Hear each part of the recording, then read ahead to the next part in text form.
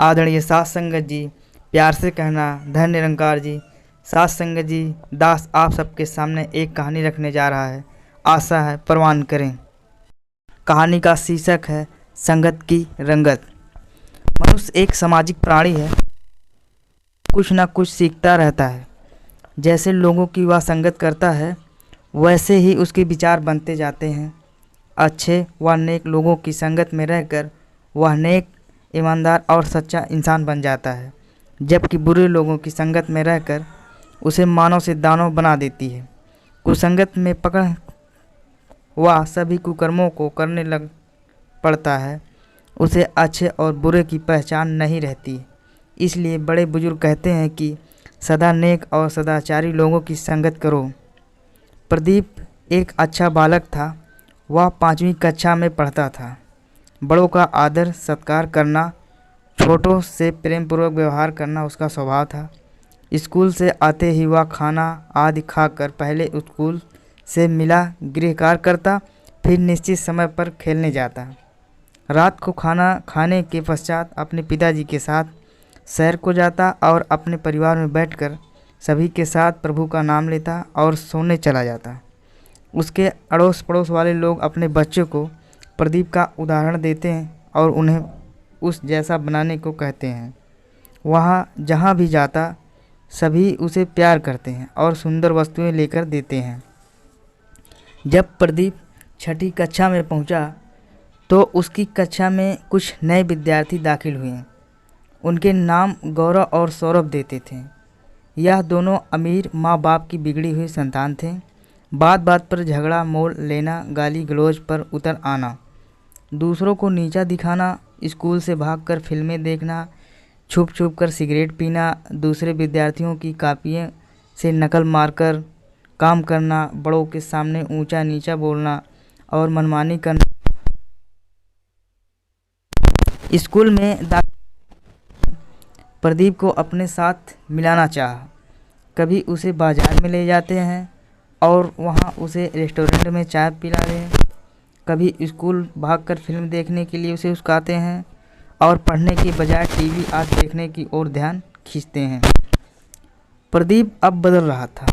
वह बिना सूचित किए घर से गैर हाजिर रहता। कभी कभी तो घर से स्कूल के लिए निकल, पर स्कूल पहुंचता ही नहीं। उसके माता पिता उसके इस व्यवहार से बहुत परेशान होने लगे।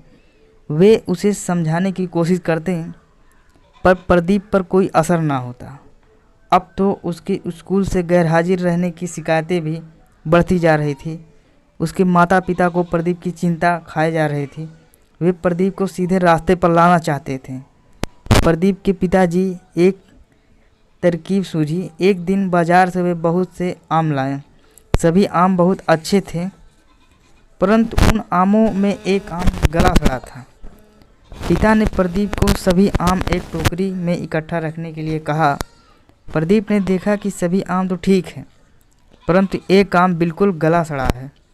उसके पिताजी से पूछा कि वह गंदे आम को क्या करें।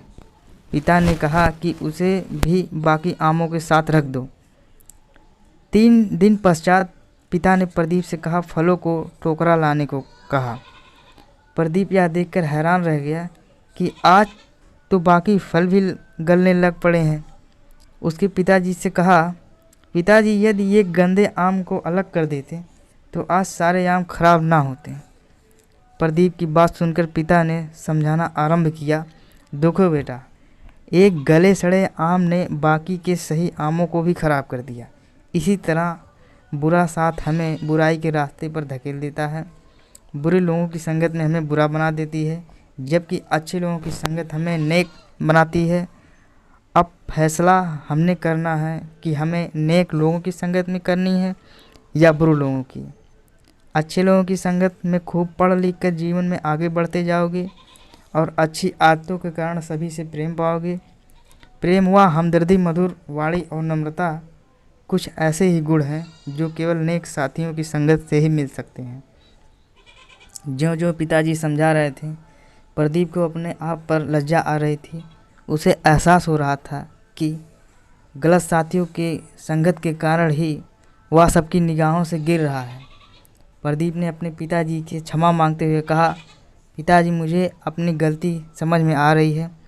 गौरव सौरभ के साथ ने मेरी भी बुरी आदतें भर दी हैं। अब आप मुझे क्षमा कर दें। आगे से ऐसे लोगों से दूर ही रहूँगा जो गलत रास्ते पर चलते हैं। पिताजी ने प्रदीप की पीठ थपथपाई और उसे बहुत प्यार दिया। अब प्रदीप फिर एक अच्छा बालक बन गया और सभी उसकी प्रशंसा करने लगे। किसी ने सत्य ही कहा है कि संगत तारे कुसंग डोबे।